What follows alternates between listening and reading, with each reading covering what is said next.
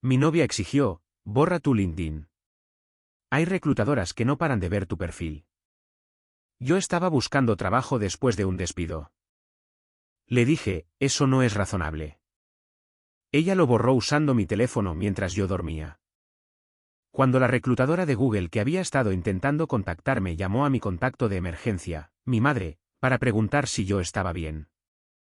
Yo, un hombre de 28 años, había sido despedido de mi trabajo como ingeniero de software hacía unos 3 meses. La empresa hizo una ronda de recortes. Nada personal, solo cosas del presupuesto. Llevaba allí casi 4 años.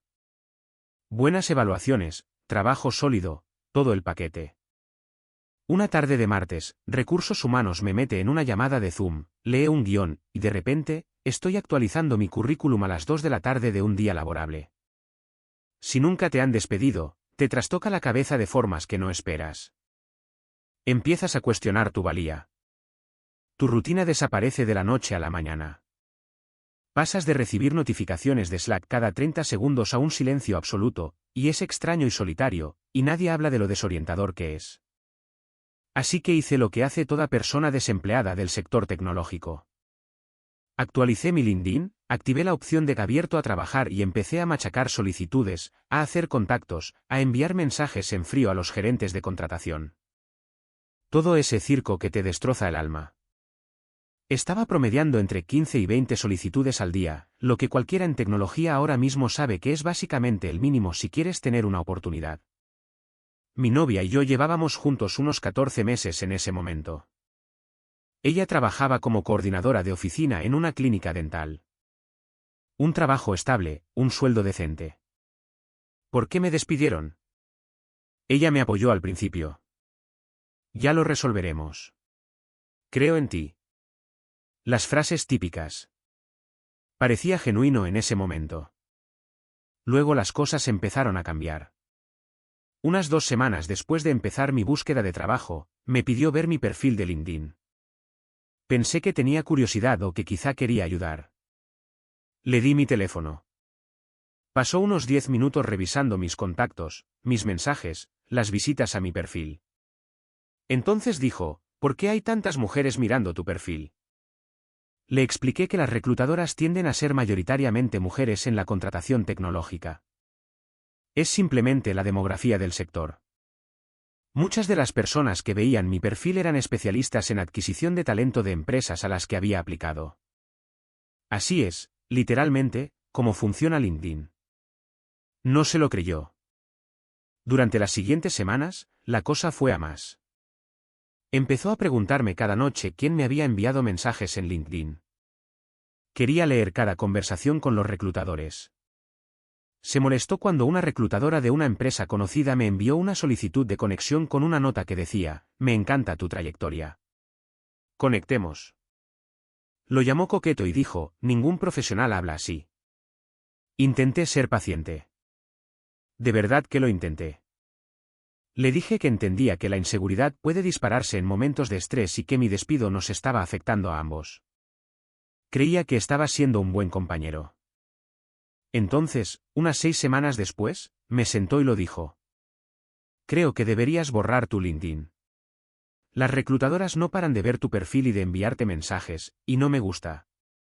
Puedes encontrar trabajo a través de Indeed o algo así. De hecho, me reí. No por ser cruel. Sinceramente, pensé que estaba bromeando. No estaba bromeando. Le dije, eso no es razonable. LinkedIn es la principal plataforma para la contratación en tecnología. Borrarlo sería como si un chef tirara sus cuchillos. Ella dijo, si nuestra relación te importa, lo harás. Dije, no, con firmeza. Sin ser grosero, sin ser agresivo. Simplemente no. Lloró. Me llamó egoísta.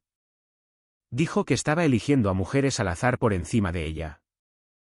Le dije que eso no era lo que estaba pasando y sugerí terapia de pareja. Dijo que la terapia era para gente con problemas de verdad. Discutimos de forma intermitente durante unos 3 días y pareció que la cosa se calmaba. Dejó de sacar el tema. Pensé que lo había aceptado. Estaba equivocado. 3 días después de nuestra última discusión sobre el tema, me desperté y cogí el teléfono para revisar los correos electrónicos, rutina matutina, café, correos, notificaciones de LinkedIn, portales de empleo. Pero cuando abrí LinkedIn, me pidió que iniciara sesión. Raro. Introduje mis credenciales. Esta cuenta ha sido desactivada. Se me heló el pecho. Revisé mi correo electrónico. Allí estaba. Una confirmación de desactivación enviada a las 3:47 de la madrugada. Había usado mi teléfono mientras yo dormía, había entrado en la configuración de mi LinkedIn y había borrado mi cuenta. Dejadme explicar lo que eso significa para alguien en mi posición. Tenía más de 800 contactos construidos a lo largo de 6 años, recomendaciones de antiguos jefes, un portafolio de descripciones de proyectos que había pasado semanas perfeccionando, conversaciones con 12 reclutadores activos. 3 de los cuales me tenían en diversas etapas de sus procesos de contratación. Uno de ellos era un reclutador de Google que se había puesto en contacto conmigo, no al revés. Encontró mi perfil, me envió un mensaje sobre un puesto en su equipo de la nube y habíamos tenido 2 intercambios sólidos para programar una llamada preliminar. Todo desaparecido. Por culpa de reclutadoras. Me senté en la mesa de la cocina durante mucho tiempo. Ella todavía dormía. Podía oír su respiración en la habitación de al lado. Y yo simplemente me quedé allí sentado, con la mano alrededor de mi taza de café, procesándolo. Cuando se despertó, salió estirándose y sonriendo como si fuera una mañana cualquiera. Dije, ¿has borrado mi LinkedIn? Ni siquiera dudó. Sí. Lo hice por nosotros. Ya me lo agradecerás. Indeed tiene muchos trabajos. Le dije, acabas de destruir meses de contactos y conversaciones activas de reclutamiento, incluyendo una con un reclutador de Google. Se encogió de hombros, literalmente se encogió de hombros, y dijo, Google tiene una página web. Simplemente aplica allí. Si alguna vez has aplicado a Google a través de su página web, ya sabes, eres tú y otras 40.000 personas. El contacto del reclutador era un billete de oro y ella lo tiró a la basura porque el nombre de la reclutadora probablemente era algo como Jessica o Amanda. No grité. No discutí. Me vestí. Conduje hasta casa de mi madre, me senté en su cocina y se lo conté todo. Mi madre, bendita sea, simplemente escuchó. Luego dijo, entonces, ¿qué vas a hacer? Dije, voy a arreglar esto. Actualización 1. La llamada que lo cambió todo 5 días después. Bueno, esto es lo que pasó después de que descubrí la eliminación. Primero, intenté recuperar la cuenta. LinkedIn te da una ventana para reactivarla, normalmente unos 14 días. Logré restaurar el perfil, pero esto es lo que no pude recuperar, todos mis hilos de mensajes activos. Cada conversación, cada intercambio con reclutadores, cada respuesta cuidadosamente elaborada a cada oportunidad, desaparecida, borrada. Los contactos volvieron, las recomendaciones volvieron, pero los mensajes, el canal real que representaba meses de construcción de relaciones, eran solo hilos vacíos. Me sentí mal, físicamente mal. Me quedé en el aparcamiento de un Starbucks durante 20 minutos porque no quería volver al apartamento. Ahora, aquí es donde la historia se pone interesante. ¿Recordáis a la reclutadora de Google? ¿La que había estado intentando activamente programar una llamada conmigo? Cuando mi cuenta desapareció y dejé de responder, aparentemente hizo lo que hacen los buenos reclutadores, insistió. Primero a través de LinkedIn, que estaba desactivado. Luego a través del correo electrónico que había puesto en mi currículum, en el que mi novia también había entrado y había marcado los mensajes de la reclutadora como spam. Los encontré más tarde en mi carpeta de spam. 3 correos electrónicos en 5 días, cada vez más preocupada. Y entonces, y no me lo estoy inventando, la reclutadora llamó a mi contacto de emergencia. Veréis, cuando estaba en mi empresa anterior, había puesto a mi madre como contacto de emergencia en el directorio de empleados, que estaba conectado a mis referencias profesionales. La reclutadora de Google había obtenido a mi empleador anterior como referencia, contactó a recursos humanos para una preselección de antecedentes rutinaria, y cuando no pudo localizarme por ningún canal normal, le preguntó a recursos humanos si había un contacto alternativo. Le dieron el número de mi madre. Inusual, sí. Pero al parecer este puesto era difícil de cubrir y a ella realmente le había gustado mi perfil. Mi madre cogió el teléfono un miércoles por la tarde. Una reclutadora de Google se presentó, explicó que llevaba casi una semana intentando localizarme y preguntó si todo estaba bien porque había desaparecido por completo. Mi madre, que Dios bendiga a esta mujer, no se inmutó. Dijo, oh, él está bien. Su novia borró su LinkedIn y sus correos electrónicos. ¿Puedo darte su número de móvil personal? La reclutadora hizo una pausa y luego dijo, perdone. Ha dicho que su novia borró sus cuentas profesionales. Mi madre dijo, eso es exactamente lo que he dicho. La reclutadora me llamó 20 minutos después. Yo estaba sentado en el sofá de mi madre comiendo restos de pasta cuando mi teléfono sonó con un número desconocido. Casi no lo cojo. Hola, soy la reclutadora de Google. Acabo de hablar con tu madre. Quería que la tierra se abriera y me tragara. Estaba avergonzadísimo. Empecé a disculparme, a intentar explicarlo sin sonar como un loco, y ella me interrumpió. Fue increíblemente profesional al respecto. Dijo que había visto situaciones peores, lo dudo, pero fue amable por su parte decirlo, confirmó que todavía estaba interesada en mí para el puesto y preguntó si podíamos programar la llamada preliminar para la semana siguiente. Dije que sí tan rápido que probablemente soné desquiciado. Luego dijo algo que se me quedó grabado. Para que conste, tu perfil profesional es sólido. No dejes que nadie te diga que no merece la pena protegerlo. Después de esa llamada, volví al apartamento. Mi novia estaba en casa, sentada en el sofá viendo Netflix. Entré y ella inmediatamente empezó a hablar de planes para la cena. La interrumpí. Una reclutadora de Google acaba de llamar a mi madre porque no podía localizarme, porque borraste mi LinkedIn y marcaste sus correos como spam. Su cara pasó por unas 6 expresiones en 3 segundos. Luego se quedó en la defensiva. Estás haciendo de esto un problema más grande de lo que es. Es solo un trabajo. Es Google. ¿Y qué? ¿Crees que vas a trabajar en Google? Se rió de verdad. Cariño, sé realista. Esa frase, esa única frase. A veces la repito en mi cabeza. ¿Sé realista? De alguien que borró mi red profesional porque estaba celosa de reclutadoras de empleo. Le dije que necesitaba espacio para pensar. Dijo, estás siendo dramático. Cogí algo de ropa y me fui a casa de mi madre a pasar la noche. Durante los días siguientes, su comportamiento se intensificó. Me enviaba mensajes de texto constantemente, no para disculparse, sino para exigir. Quería saber cuándo volvería a casa para hablar de esto como adultos. Dijo que la estaba castigando por preocuparse por nuestra relación. Me dijo que todas sus amigas estaban de acuerdo en que yo estaba exagerando. Entonces hizo el movimiento que me había estado temiendo. Llamó a mi madre directamente. Le dijo a mi madre que yo estaba pasando por una crisis de salud mental debido al despido y que estaba preocupada por mí. Dijo que me había estado aislando y actuando de forma errática, y que borrar el LinkedIn fue algo que yo le había pedido que hiciera. De verdad dijo eso, que yo le había pedido que lo hiciera. Mi madre, que literalmente había hablado con la reclutadora de Google y sabía toda la verdad, escuchó educadamente. Luego dijo, cariño, creo que deberías dejar de llamar aquí. Y colgó.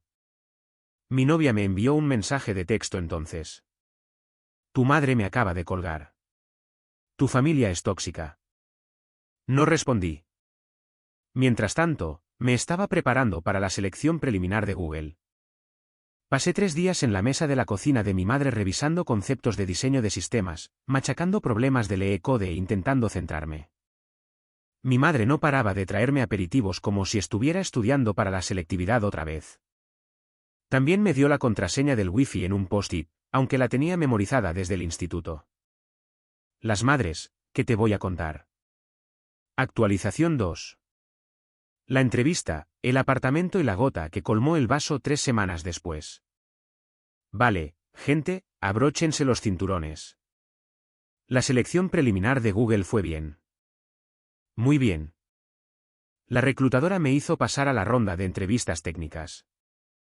No podía creerlo. Después de meses de solicitudes al vacío, de personalizar cartas de presentación que nadie lee, de ser rechazado automáticamente por sistemas que probablemente me marcan por usar la fuente incorrecta. Estaba en un proceso de selección real en una empresa que podría cambiar toda mi trayectoria profesional. No se lo dije a mi novia. En este punto, había vuelto al apartamento porque económicamente no tenía otra opción. Mis ahorros se estaban agotando. 3 meses sin ingresos es lo que tiene. Seguía pagando mi mitad del alquiler porque mi nombre estaba en el contrato y no iba a arruinar mi historial de crédito. Ella interpretó mi regreso como una señal de que todo estaba bien. Actuó como si lo de LinkedIn nunca hubiera sucedido. Incluso dijo, ¿ves? Has vuelto. Sabía que lo superarías. No lo había superado.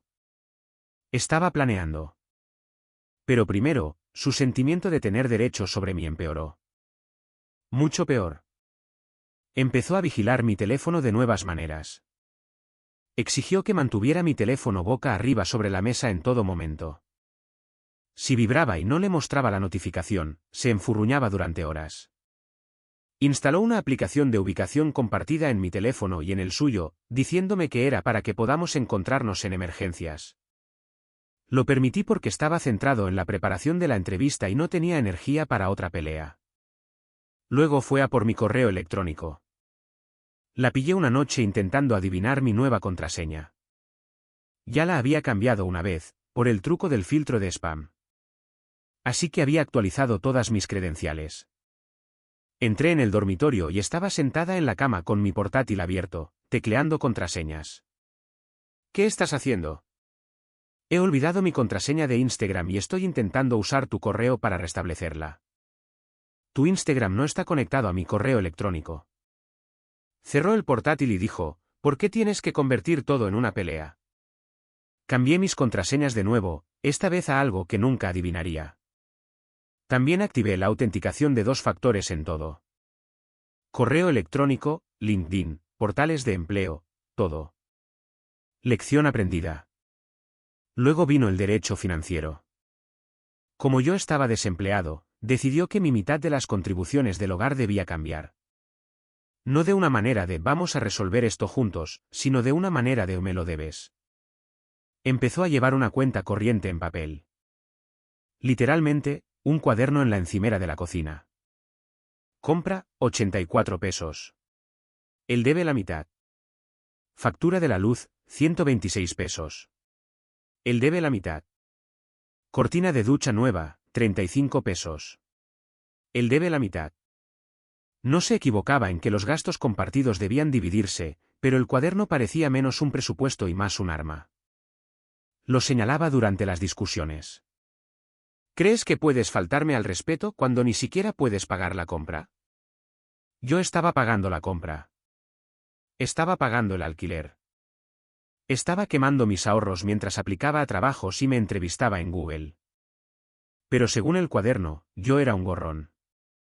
La peor parte fue lo que le dijo a su familia. Me enteré más tarde a través de su prima, con la que en realidad me llevaba bien, que había estado diciendo a su familia que me habían despedido por comportamiento inapropiado con una compañera de trabajo. No despedido por recorte, despedido por acoso. Su prima me envió un mensaje de la nada. Oye, ¿es verdad que te despidieron por tirarle los tejos a alguien en el trabajo? Es lo que le han contado a todo el mundo. Me quedé mirando ese texto durante mucho tiempo. Luego escribí, no, fui despedido en una reducción de plantilla de toda la empresa. Tengo los papeles del finiquito para demostrarlo. Está mintiendo. Su prima dijo, sí, es lo que me imaginaba. Ella hace estas cosas. Ella hace estas cosas. 3 palabras que me lo dijeron todo sobre con quién estaba tratando. De todos modos, las entrevistas de Google. Hice 4 rondas en 2 semanas. Pruebas técnicas, diseño de sistemas, comportamiento. Me preparé como si mi vida dependiera de ello porque, sinceramente, en cierto modo así era. Hice toda mi preparación en la biblioteca pública o en casa de mi madre. Le dije a mi novia que iba a cafeterías a solicitar trabajos. Se quejó de que nunca estaba en casa, pero no insistió.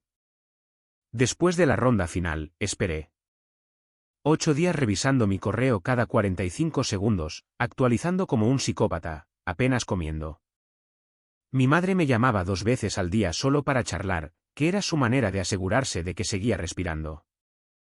Día 9, 4:17 de la tarde. Correo electrónico de la reclutadora. Hola, estoy encantada de comunicarte que al equipo le encantaría extenderte una oferta. Programemos una llamada para discutir los detalles. Lo leí 3 veces. Luego dejé el teléfono, fui al baño y lloré. No un llanto dramático de película, sino un llanto silencioso, sentado en el suelo del baño, de alivio. 3 meses de rechazo y silencio y dudas sobre mí mismo y mi novia saboteándome activamente, y había conseguido un puesto en Google. La llamada con la oferta llegó 2 días después. El paquete de compensación era: mira, no voy a poner la cifra exacta, pero era aproximadamente 2.8 veces lo que ganaba en mi trabajo anterior. Salario base, opciones sobre acciones, bono de contratación, todo el paquete. La reclutadora me lo explicó todo y yo solo repetía, suena genial, como un robot. Porque mi cerebro no podía procesar las cifras. Acepté la oferta ese mismo día. Y no se lo dije a mi novia. He aquí por qué. Pasé la semana siguiente haciendo 3 cosas. Primero, encontré un apartamento nuevo. De un dormitorio, a poca distancia de una línea de tren, buen edificio, admite mascotas, aunque no tengo mascota. Firmé el contrato de alquiler usando el bono de contratación como prueba de ingresos. Fecha de mudanza, el 1 del mes que viene. Segundo, contacté a nuestro casero y le notifiqué formalmente que no renovaría mi parte del contrato. Nuestro contrato estaba estructurado como un acuerdo conjunto con ambos nombres. Di el preaviso de 30 días requerido e informé al casero de que ella necesitaría encontrar un nuevo coarrendatario o cualificar para el apartamento con sus propios ingresos.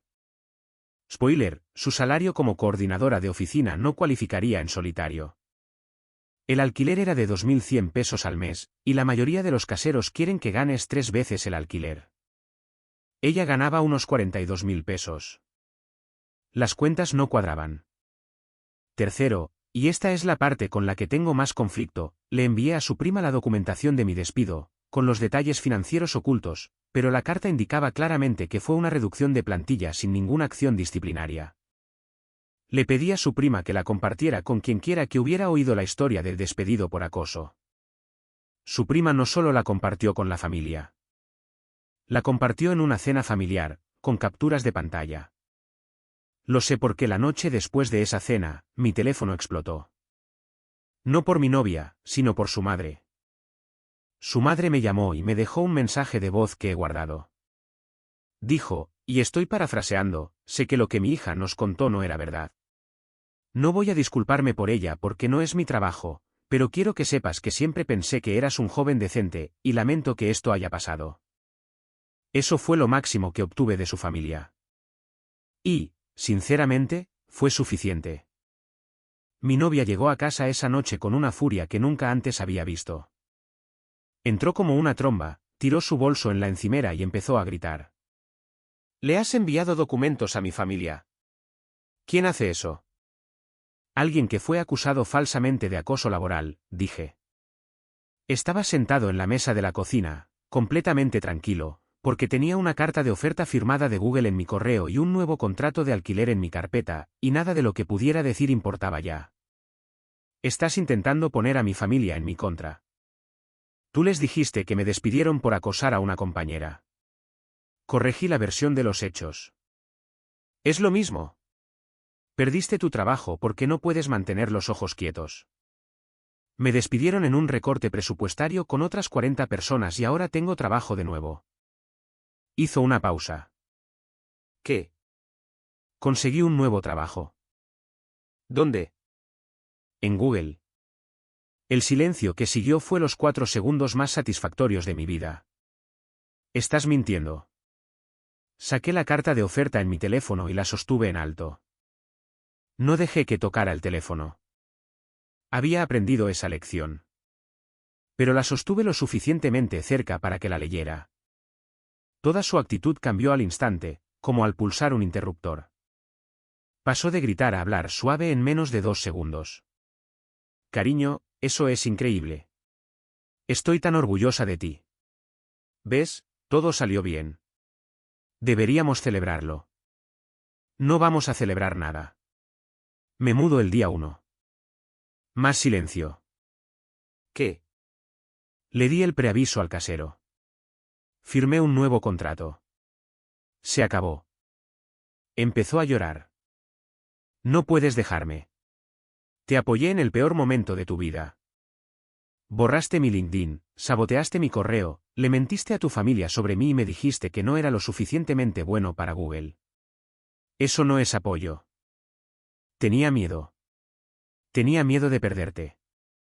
No tenías miedo de perderme. Tenías miedo de que yo tuviera éxito. Esa última línea, no la planeé. Simplemente salió. Pero en el segundo que la dije, supe que era verdad. Cada cosa controladora que había hecho, cada acto de sabotaje, cada pieza de vigilancia. No se trataba de celos por las reclutadoras. Se trataba de mantenerme pequeño, de mantenerme dependiente, de mantenerme en una posición en la que yo la necesitara a ella más de lo que ella me necesitaba a mí. Rogó durante los siguientes 3 días. Flores en la encimera, comidas preparadas, notas de amor en el espejo del baño. Se ofreció a ir a esa terapia que yo había sugerido meses atrás. Dijo que trabajaría en sí misma. Incluso dijo que se disculparía con mi madre. Yo empaqué mis cosas. Actualización 3. El día de la mudanza y las secuelas. 2 semanas después. El día de la mudanza fue un sábado. Había contratado a 2 tipos de una aplicación de mudanzas. 200 pesos por 3 horas. Mi amigo de la universidad vino a ayudar. Mi madre apareció con una nevera llena de sándwiches y botellas de agua como si me estuviera mudando a una residencia de estudiantes. Mi novia estaba allí. Se sentó en el sofá y nos vio empaquetar. No ayudó, no obstruyó. Simplemente se sentó allí como si estuviera viendo la vida de otra persona. En un momento dado, dijo en voz muy baja, ¿realmente estás haciendo esto? Dije, sí. ¿Te vas a arrepentir de esto? Quizá, pero lo dudo. Cogió el cuaderno de gastos, el que había estado usando para apuntarlo todo, y lo sostuvo en alto. Todavía me debes 340 pesos. Saqué mi cartera, conté el efectivo y lo puse en la encimera. Estamos en paz. Se quedó mirando el dinero. Luego dijo, espero que Google tenga reclutadoras feas. Casi me río. Casi. Mi amigo sí se rió y ella le lanzó una mirada que podría haber cortado la leche. Terminamos en menos de 2 horas. Lo último que cogí fue una foto enmarcada de nosotros de un viaje que habíamos hecho al principio de la relación. Me vio mirarla. Creo que pensó que me la iba a llevar. La volví a poner en la estantería y salí. Ahora, las secuelas, porque sé qué es lo que todo el mundo quiere saber. La situación del apartamento le golpeó rápido. El casero la contactó y le dijo que tenía 60 días para encontrar un coarrendatario que cualificara o mudarse. No podía permitírselo sola y lo sabía. Intentó que su hermana se mudara con ella, pero su hermana acababa de firmar su propio contrato en otro lugar. Terminó teniendo que romper el contrato antes de tiempo, lo que le costó una penalización. Creo que fue un mes de alquiler, así que unos 2.100 pesos. Volvió a vivir con sus padres a los 27 años. No digo esto para ser cruel. Mucha gente vive con sus padres, y no hay nada de qué avergonzarse. Pero para alguien que se había pasado 14 meses actuando como si fuera la madura y estable de nuestra relación, la óptica apestaba. Su prima me dijo que su madre la obligó a empezar a pagar alquiler en casa. 600 pesos al mes. Si vas a vivir aquí como una adulta, vas a pagar como una adulta. Respeto a su madre por eso. Sinceramente, las consecuencias familiares fueron significativas. La mentira sobre el acoso fue lo que realmente hizo que la gente se volviera en su contra. Su padre, al parecer, La sentó después de la cena familiar donde la prima compartió mis documentos de despido y le dijo que mentir sobre algo así podría haber arruinado la vida de un hombre. Según se informa, ella le dijo que no se metiera. Él no le habló durante unas 3 semanas después de eso. Desde entonces se han reconciliado, creo, pero el daño a la confianza estaba hecho. Intentó contactarme 2 veces después de que me mudé. La primera vez fue un largo mensaje de texto unas 2 semanas después del día de la mudanza. Era principalmente culpa. Dijo que la había tomado por sorpresa, que lo había planeado todo a sus espaldas y que yo era tan manipulador como la acusaba de ser. Terminó con: te di 14 meses de mi vida, y así es como me lo pagas. No respondí. No porque intentara ser frío. Simplemente no me quedaba nada que decir. La segunda vez fue aproximadamente un mes después. Un texto mucho más corto: solo, vi que tu LinkedIn está activo de nuevo. Felicidades por lo de Google. Me quedé mirando ese un rato. Sentí que era lo más parecido a un reconocimiento que iba a obtener. No una disculpa. Nunca se disculparía. Pero un reconocimiento de que era real, de que realmente lo había conseguido, de que aquello que intentó sabotear había salido bien de todos modos. Tampoco respondí a ese. En cuanto al trabajo, empecé 3 semanas después de mudarme al nuevo apartamento. La incorporación fue intensa. El trabajo es desafiante de la mejor manera. A veces estoy en reuniones y pienso en aquella mañana en la que me desperté con un LinkedIn desactivado y una novia que pensaba que Indeed era un sustituto aceptable para la red de contactos profesionales. Parece otra vida. La reclutadora de Google, la que llamó a mi madre, me envió un mensaje de Slack en mi primer día. Decía: bienvenido al equipo. Te dije que tu perfil valía la pena protegerlo. Hice una captura de pantalla y se la envié a mi madre. Respondió con unos 15 emojis de corazón y un mensaje de voz que era solo ella diciéndole a mi padre: está en Google. Te lo dije. Te lo dije. No voy a mentir y decir que estoy completamente bien. Algunas noches todavía pienso en las partes buenas de la relación. Los primeros meses, cuando todo parecía fácil. La forma en que se reía de mis chistes tontos. La forma en que se quedaba dormida en mi hombro durante las películas. Eso también fue real. Y perderlo duele, incluso cuando la persona te ha hecho daño. Mi terapeuta: sí, empecé a ir a terapia, no podía permitírmelo antes, pero los beneficios de Google son ridículos. Dice que extrañar las partes buenas no significa que las partes malas fueran aceptables. Dice que puedo llorar por la relación y aún así saber que tomé la decisión correcta. Estoy trabajando en sostener ambas cosas al mismo tiempo. Mi madre me llama todos los domingos. Tenemos una llamada fija a las 6 de la tarde. Siempre pregunta cómo va el trabajo, si estoy comiendo lo suficiente y si he conocido a alguien agradable.